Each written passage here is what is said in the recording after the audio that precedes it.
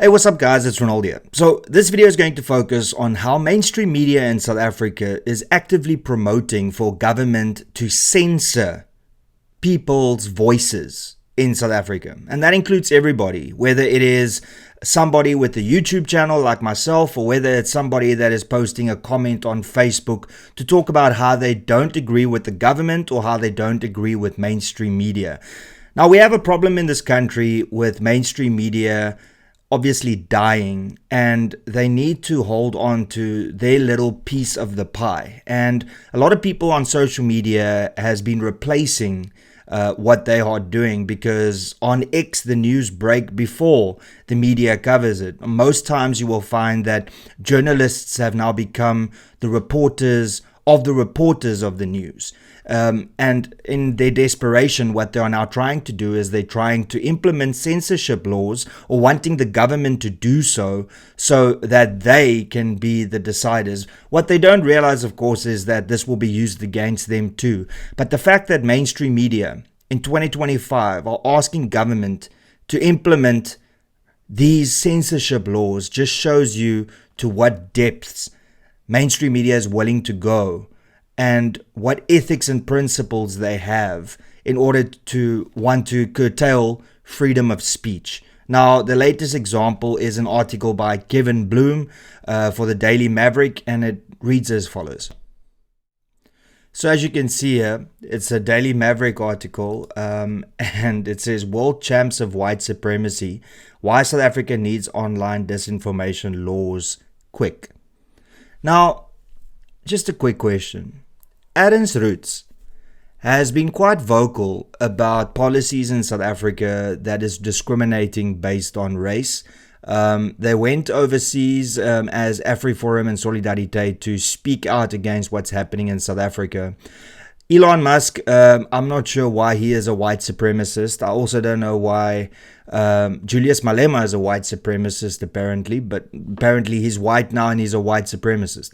Rob Hersov, somebody that can literally leave this country at any given point in time and don't ever have to worry about it again, decides to stay in this country to talk about what's wrong, but he is labeled as a white supremacist. And then Mark Zuckerberg, probably one of the most woke people on social media, and that owns a massive social media company in Meta, apparently is a white. You see, this is what blows my mind, is that people like Kevin Bloom are allowed to call people white supremacists, and there's just nothing. Now, the entire article, as you can see, is very, very, very, very, very, very, very long.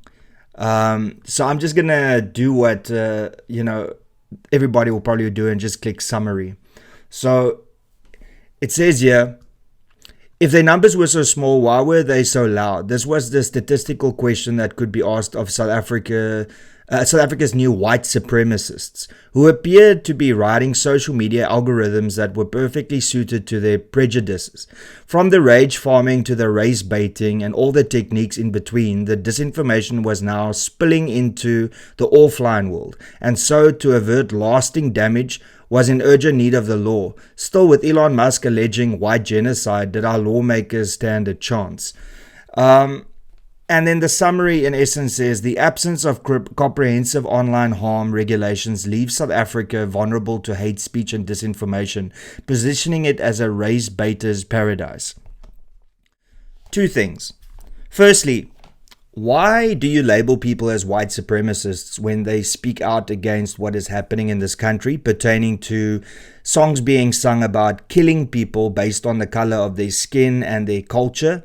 And secondly, what exactly has been said by AfriForum, Solidariteit, Adams Roots, Kali Kriel overseas that it could be considered misinformation? Because you've had this entire article, and I read it, and nowhere do you actually delve into what is misinformation, what is disinformation. This is once again a concerted effort by mainstream media to just say it's misinformation, it's disinformation, and then there's no argument in between. They're not providing the facts. Mainstream media did exactly the same thing when Kali Kriel and AfriForum and Solidariteit decided to go over to the US. They just accused them of spreading misinformation, but they made the document clear as to why they are going to the United States and what they are discussing. And everything there is factual. 142 race-based laws, the implementation of Expropriation Act that could potentially lead to expropriation without compensation, the fact that we have people in this country that are singing songs about killing people based on their ethnicity and their culture. What is factually incorrect with those statements?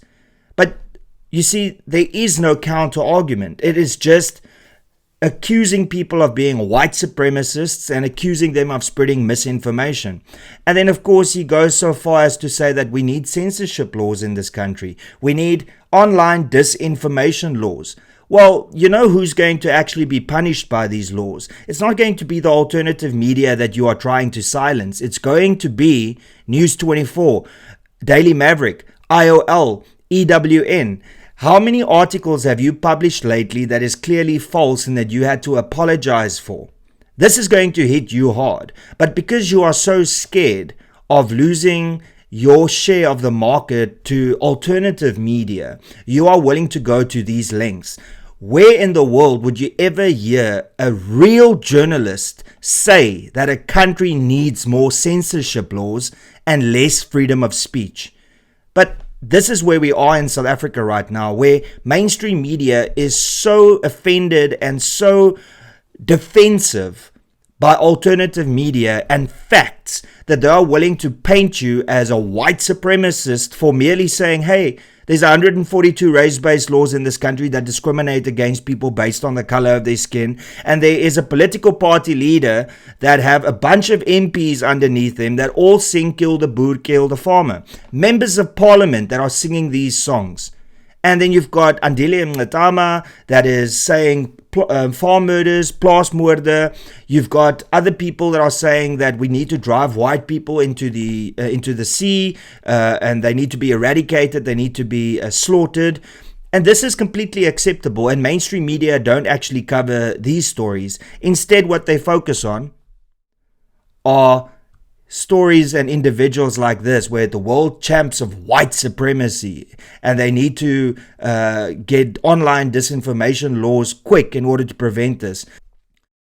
It's just absolutely absurd how mainstream media, who should always defend freedom of speech and the freedom of the press, is willing to say, hey, no, we want some censorship laws because we feel that alternative media are saying things that we don't agree with. And then, of course, labeling people white supremacists and not providing a shred of evidence as to why they say this. You know, it's easy. Just call somebody a racist, call them a white supremacist, call them a rapist, call them a murderer. I mean, these days you can just do that and get away with it.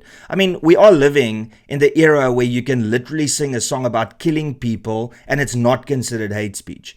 I mean, that is the absurdity of South Africa in 2025. So, once again, a massive own goal by the Daily Maverick. And I really, really hope that their readers punish them for the insane ideas that they come up with and the hills that they are willing to die on. The Daily Maverick used to be a phenomenal publication. Phenomenal in the way that they used to report and do investigative journalism, and something clearly happened. And ever since then, they have completely gone backwards. But I suppose that is what happens when you are funded by the open society, Soros.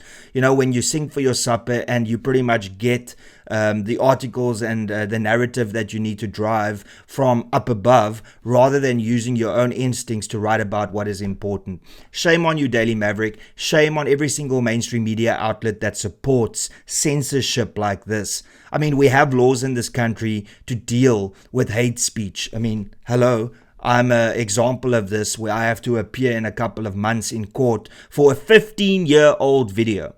But then in the same breath, people that are committing hate speech and racism right now in 2025, they're merely overlooked. And I wonder why. And that's pretty much all I got to say, everybody. Thanks so much for tuning in. Please be sure to smash that like button. Please be sure to subscribe. Also, if you support me and my channel, please consider becoming a member. You can do so by clicking the join button below. It'll cost you R39.99 a month, and that is in support of me and this channel. And lastly, please be sure to share this video far and wide, because that's the only way my message gets out there. And that's all I got to say. Till later, cheers and peace out.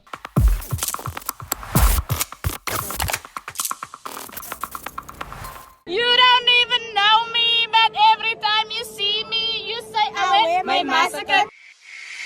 You don't even know me, but every time you see me, you say I wear my massacre. I wear my massacre. You don't even know me, but every time you see me, you say I wear my massacre. I wear my massacre.